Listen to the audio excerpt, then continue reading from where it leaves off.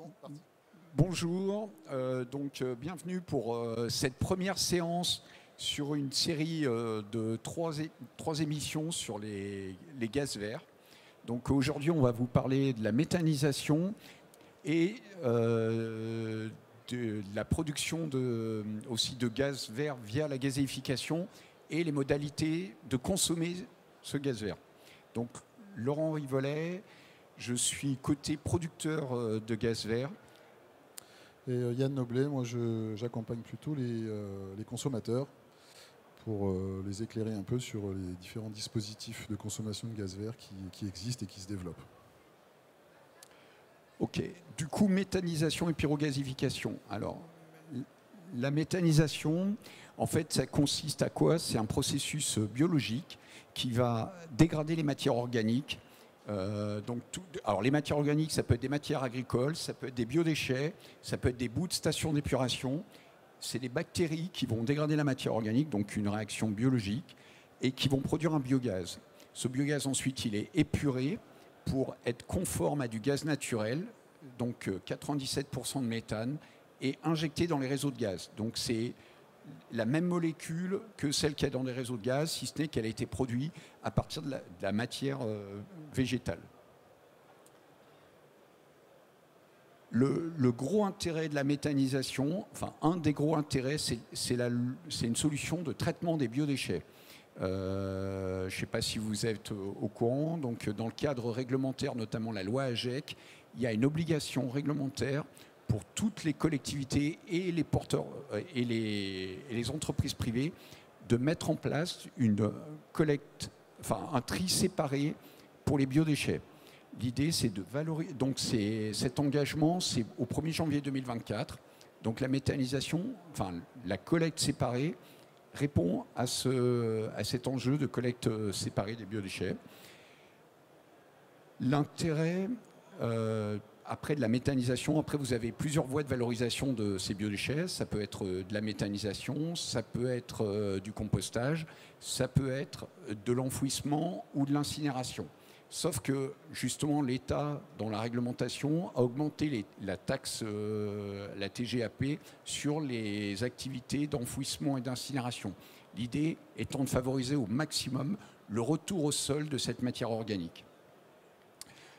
Juste pour donner un ordre de grandeur, actuellement le potentiel des déchets, c'est estimé à peu près de 3 à 9 TWh. Donc à peu près, pour vous donner un ordre de grandeur, c'est une centrale nucléaire.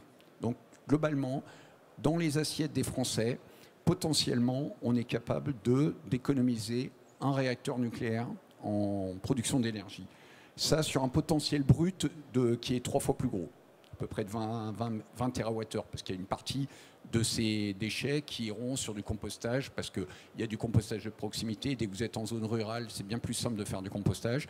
Mais par contre, quand vous êtes dans des zones urbaines un peu denses, la méthanisation a toute sa place. Voilà. Et les hypothèses, c'est à peu près 43 kg par habitant, 4 300 €. Et juste ici, je rappelle un peu le principe de la hiérarchisation de la gestion des déchets. Le premier enjeu, c'est d'éviter de produire des déchets. Ça, c'est évident. Après, c'est le réemploi de ces déchets. Par exemple, d'utiliser les restes des repas pour les resservir un autre jour. Et après, on va être sur du recyclage ou de la valorisation. Donc, l'avantage du compostage, c'est que vous allez avoir un recyclage matière. C'est-à-dire que vous allez pouvoir recycler sa matière pour pouvoir la ramener au sol. Et l'avantage de la méthanisation, c'est que vous avez la double valorisation. C'est-à-dire qu'à la fois, vous allez pouvoir produire une énergie, mais vous allez aussi avoir un digestat. Et ce digestat, je vais revenir, c'était présenté ici, en fait, en gros, 90% de la matière que vous rentrez dans un digesteur, vous allez le récupérer en sortie comme digestat. Et ce digestat, en fait, il a un intérêt pour l'agriculture puisqu'il peut permettre de se substituer à des engrais chimiques manufacturés. Donc ça permet d'éviter de consommer des engrais. Ça permet d'avoir aussi du phosphore. Je ne sais pas si vous êtes au courant, mais le phosphore, c'est une ressource limitée sur la planète. Donc voilà. Donc on a le fait de faire de la méthanisation, on rentre dans un cercle vertueux où on va avoir un retraitement de la matière organique et un retour au sol. Voilà. Donc là, c'est une infographie de l'ADEME qu'on a repris, qui reprend justement un peu les gros avantages de la méta. Donc comme je l'ai évoqué, c'est-à-dire le fait que vous avez un traitement des déchets qui est optimisé avec un coût qui est bien plus faible que l'incinération ou l'enfouissement. Vous allez générer des emplois parce que vous arrivez, enfin chaque site de méta génère de l'emploi et en local. Donc vous substituez une énergie importée à une énergie produite localement. Voilà. Vous avez donc une production d'énergie renouvelable, mais aussi vous avez un soutien à l'agriculture. Comme je l'ai dit, le digesta peut venir se substituer aux engrais chimiques. Selon les matières que vous mettez dedans, le digesta peut être compatible avec l'agriculture biologique. Donc voilà, ça peut être, vous allez augmenter la matière organique dans les sols, donc vous allez vous retrouver à améliorer la qualité des sols. Voilà. Donc on est au cœur en fait d'une économie circulaire avec la méthanisation et le traitement des biodéchets. Alors, ceci étant dit, je ne sais pas sur la méta, c'est clair. Si vous avez une question, à la limite, non, c'est après les questions. Bon. Ensuite, on rentre sur un autre sujet. Parce que donc la méta, pour vous donner un ordre de grandeur, actuellement, il y a plus de 500 sites qui font de la méthanisation en France, qui injectent du gaz dans les réseaux de gaz. Globalement, ça représente 9 TWh actuellement la capacité de production de ces sites. Donc, on est sur une énergie qui est en plein développement. Et derrière, il y a d'autres technologies pour produire des gaz verts qui arrivent. Une de ces technologies, ça va être de la gazéification. Qu'est-ce que c'est que la gazéification? Cette fois-ci, on ne va pas traiter de la matière organique fermentescible, mais cette fois-ci de la matière organique solide. Donc essentiellement des déchets de bois. Ça peut être aussi des CSR. Et le procédé, en fait, c'est une combustion, mais c'est une combustion pauvre en oxygène. Donc comme on a peu d'oxygène, en fait, la réaction ne va pas amener à une combustion complète, mais à la production de ce qu'on appelle un syngas, qui est principalement composé de méthane, d'hydrogène, de monoxyde de carbone et de dioxyde de carbone. Et ce syngas, en fait, il va avoir aussi des goudrons, il y a des étapes de lavage et d'épuration, et après, on peut recombiner le CO2, le CO et l'hydrogène pour faire un méthane de synthèse. Et après, l'injecter dans les réseaux de gaz naturel. Alors, ça semble être de la science-fiction, mais alors, juste à côté, à Saint-Fond, quand vous êtes sur la bretelle d'autoroute, vous avez un site sur votre droite qui s'appelle Gaia, qui est opéré par Engie, qui fait déjà ça à une échelle pré-industrielle. Et il y a un site en Angleterre qui vient d'être mis en service, qui fait ça de façon industrielle. Donc on est vraiment sur une filière qui est en train de se développer. Dans le passé, il y avait un projet en Suède qui s'appelait Gobigaz, qui avait fait ça aussi. Qui s'est arrêté pour des problématiques économiques, parce que les procédés n'étaient pas encore tout à fait matures. Mais là, on arrive à un stade où il y a un vrai développement qui est en train de s'initier. Voilà. Du coup, je vais laisser la place à Yann. La zapette, merci. Bonjour. Donc l'idée, c'était de vous présenter dans une première partie deux procédés de production. Et finalement, c'est bien de produire, mais il faut consommer aussi, puisque c'est un peu l'objectif. L'intérêt majeur de cette consommation, c'est évidemment de décarboner ces consommations pour l'ensemble des clients qui consomment aujourd'hui du gaz naturel. Donc c'est ce que je vous propose de regarder avec un petit préalable pour comprendre comment les mécanismes fonctionnent. Il faut déjà comprendre comment fonctionne ce qu'on appelle chez nous le mécanisme des garanties d'origine. Vous en avez certainement entendu parler, ça existe sur l'électricité notamment. Donc évidemment, quand le producteur injecte le gaz dans le réseau, le gaz renouvelable, ici, il vient se mélanger avec le gaz naturel qui est déjà présent dans le réseau.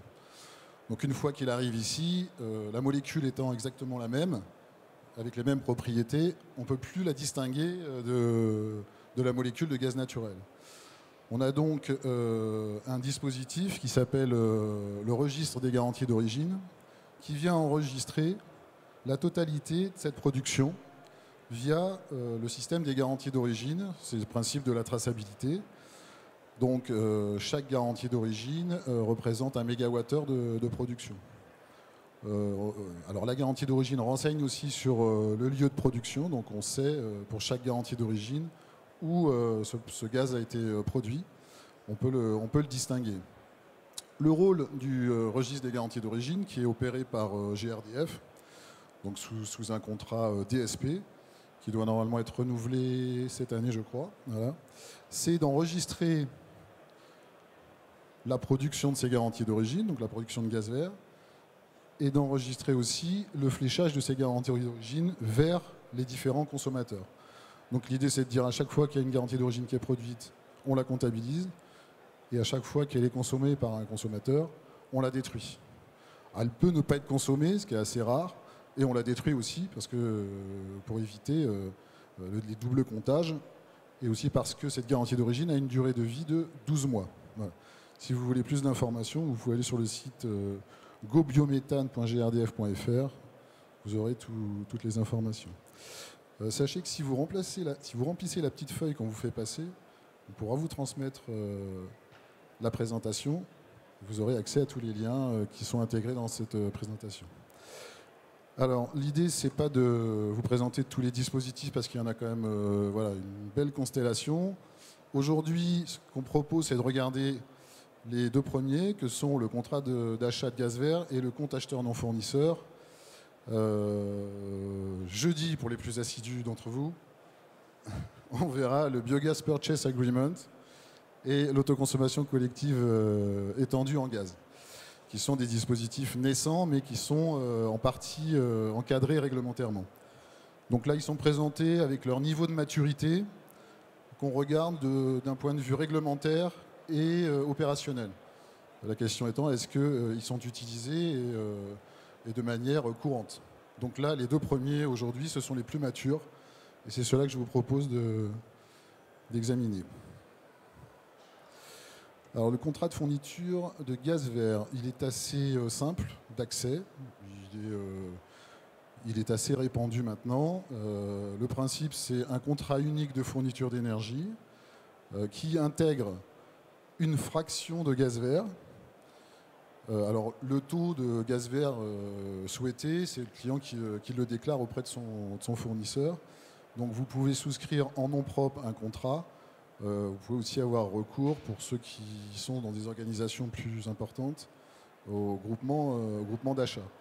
C'est les contrats qui ont une durée de vie en général assez courte, de 1 à 3 ans, les contrats de fourniture classiques. Ils peuvent aller de 7 à 10 ans, à condition d'être intégrés dans un contrat d'exploitation, notamment sur les chaufferies collectives. Voilà, globalement, sur ce système.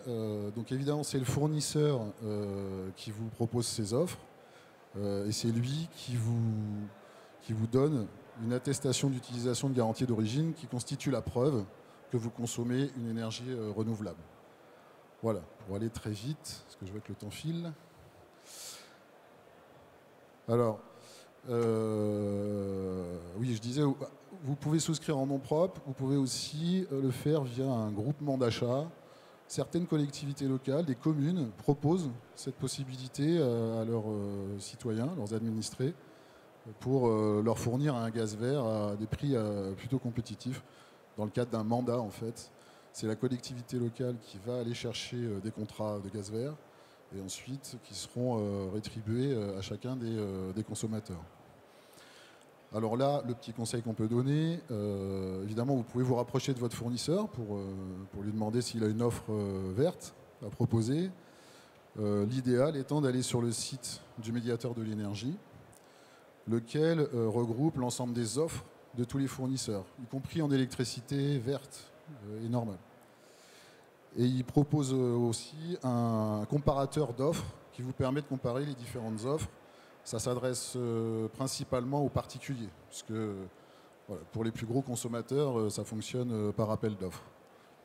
Pour ceux qui recevront cette magnifique présentation, vous aurez accès à un lien qui vous présente un film.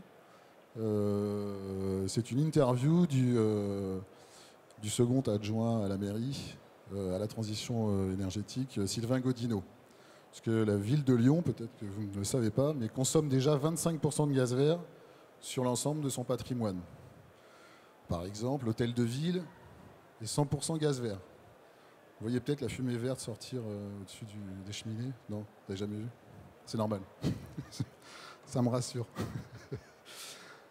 Voilà. Alors, le deuxième dispositif, c'est ce qu'on appelle le compte acheteur non fournisseur. Donc ça permet à une personne morale ou physique, alors morale évidemment ça comprend les entreprises privées, publiques, les industriels, les collectivités territoriales, les syndicats d'énergie, les exploitants, les bailleurs sociaux et les syndics de copro. Voilà, c'est ce qu'on entend par personne morale, personne physique. Mais ça veut dire que chaque particulier peut aussi accéder à ce dispositif, sachant qu'il est plutôt conseillé d'avoir d'envoyer plutôt son syndic ou son bailleur. En tant que particulier, on n'aura pas un gros intérêt à passer par ce principe. Alors, ce système, cette fois, il est divisé en 2 contrats. Donc vous avez un contrat de fourniture de gaz naturel d'un côté, et vous allez avoir un second contrat uniquement pour les garanties d'origine. Et pour disposer de ce contrat de garantie d'origine, il vous faudra vous constituer acheteur non fournisseur dans le registre des garanties d'origine. Voilà. Et alors, sont éligibles les acteurs que je vous ai cités. Par différence, ceux qui ne sont pas éligibles, ce sont les traders et les fournisseurs de gaz. Les fournisseurs de gaz, ils possèdent une autorisation de fourniture de gaz, et les traders n'ont pas le droit de revendre les garanties d'origine sur un marché. Pour être éligible, il faut aussi être consommateur de gaz naturel à l'origine. Sinon, ce n'est pas possible. Il n'existe pas encore de marché de la garantie d'origine en gaz vert, contrairement à l'électricité. Alors, quel est l'intérêt finalement de ce dispositif? C'est que si vous êtes une organisation qui achète de l'énergie dans des quantités assez importantes, vous négociez très fort sur la partie gaz naturel. Souvent, vous obtenez des performances économiques et des durées de contrat qui sont figées et auxquelles vous n'avez pas envie sur lesquelles vous n'avez pas envie de revenir. L'intérêt, justement, c'est que vous ne touchez pas à ce contrat de gaz naturel. Donc, vous gardez toute la performance de ce contrat. Vous allez simplement aller chercher la partie garantie d'origine sur le registre des garanties d'origine.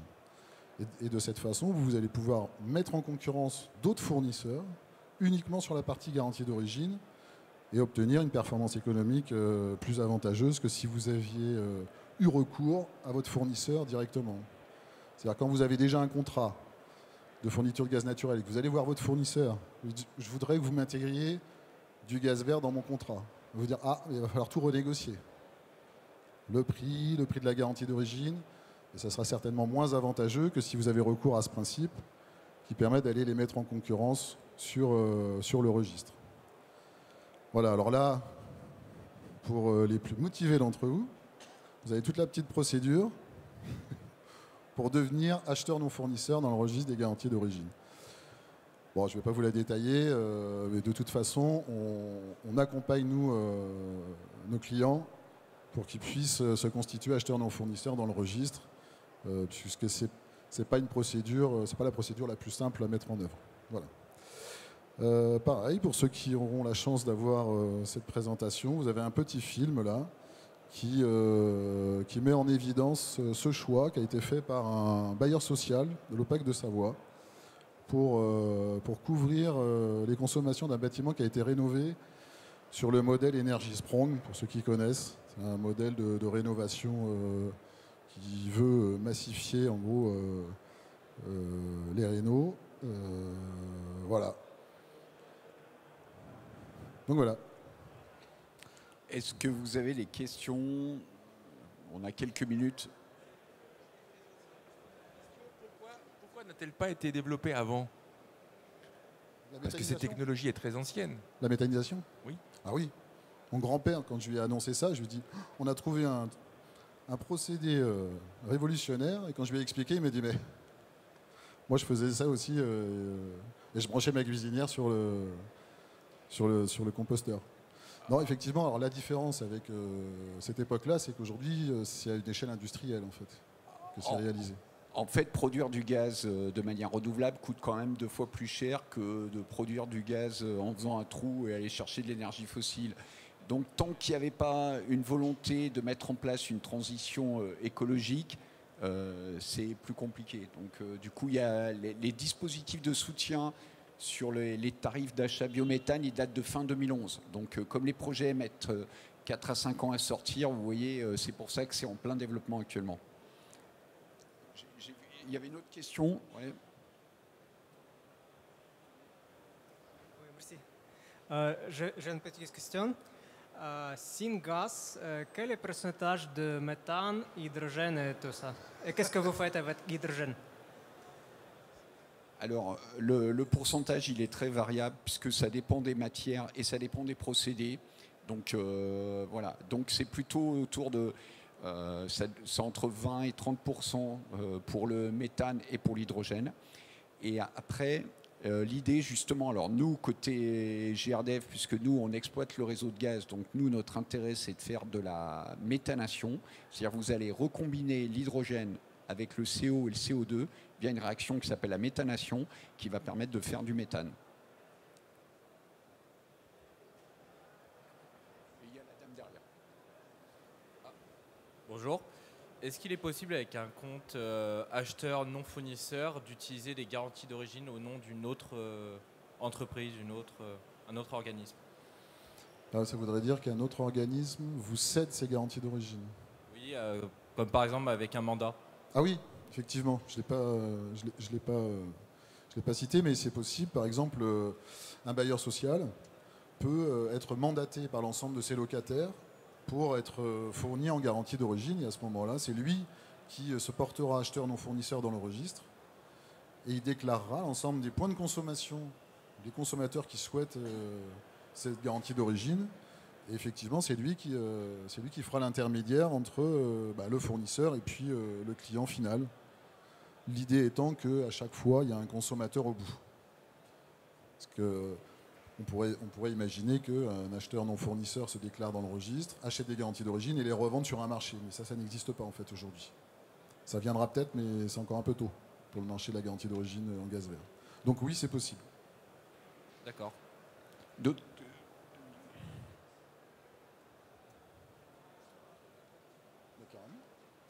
Oui, j'aimerais savoir si le gaz a encore de l'avenir pour les particuliers, parce que j'ai l'impression qu'on veut nous dissuader d'installer ou de renouveler notre chaudière gaz. Est-ce que les installations ne sont pas trop chères à entretenir ou qu'est-ce qui se passe là? J'ai l'impression qu'il y a... Alors non, les installations ne sont pas trop chères à entretenir. D'ailleurs, ça fait partie des installations les plus compétitives en entretien concrètement aujourd'hui.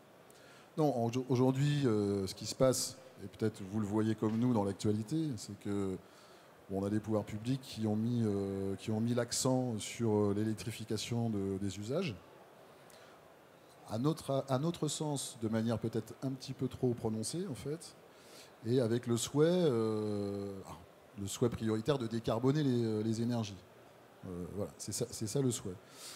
Pour l'instant, c'est une question qui est en train d'être examinée par les pouvoirs publics, puisqu'on leur a signalé que ce choix-là pouvait être très périlleux, puisque ça suppose qu'en face, il y a une capacité de production qui permette le remplacement de tous ces usages.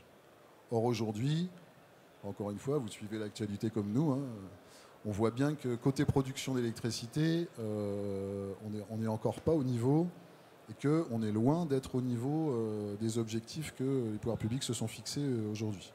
Donc pour l'instant, nous on essaie d'être assez pragmatiques en se disant, y a une volonté des pouvoirs publics, mais ils vont être confrontés à la réalité toute simple, et elle est physique. Donc elle s'imposera à eux. Donc pour l'instant, on ne met pas en question le choix du gaz naturel, encore moins dans la perspective où l'idée, c'est que l'objectif, c'est qu'à 2050, la totalité du réseau soit saturée de biométhane et de gaz vert. Donc ça a encore moins de sens. Ça serait dommage de se passer d'une énergie renouvelable à terme. Et alors demain, on en présentera rapidement, mais en fait, il y a différents scénarios de décarbonation du gaz. Donc il y a ceux de l'ADEME, il y a ceux de Negawatt, qui est une association écologique. Il y a les scénarios aussi de la filière gazière. Et on voit que globalement, techniquement, c'est faisable de décarboner 100% du gaz naturel avec différentes technos. Hein. Les deux premières, on les a évoquées, la méthanisation, la gazéification. Donc ça, techniquement, c'est faisable. Après, la vraie question, c'est le coût. Juste pour vous donner des ordres de grandeur, actuellement, produire du biométhane, ça coûte 120, 130 euros du mégawattheure. C'est le prix de l'électricité maintenant, là, quand je vous parle. Voilà. Donc, Plus. voilà. Donc, c'est pour... 150 au moins. Voilà. Donc, voilà. Tout ça pour vous dire que c'est comparablement, côté gaz, il y a des solutions pour produire du gaz renouvelable. Ce qui coûte cher également, c'est les abonnements. Quelles sont les volumétries au regard des besoins? Alors, justement, bon, ça c'est la présentation qu'on a prévue demain. Actuellement, en gros, en France, on consomme 400 TWh de gaz, dont une grande partie. Un des principaux consommateurs, c'est EDF pour produire de l'électricité. Mais bon, on va pas parler de cet usage-là, mais globalement, on consomme à peu près 400 TWh. Globalement, la méta, c'est 120 TWh de potentiel. C'est une étude qui a été supervisée par l'ADEME qui le montre. Sur la gazéification, on a aussi un potentiel à peu près de 120 TWh. Non, la gazéification, ce n'est pas avec l'hydrogène, c'est la gazéification de la biomasse. Donc essentiellement les déchets bois, que ce soit les déchets bois des exploitations forestières ou des déchets bois du bois B de recyclage, quoi. Et après, on a le dernier tiers, le potentiel, c'est le power to gas. Donc effectivement, c'est avec la production d'hydrogène.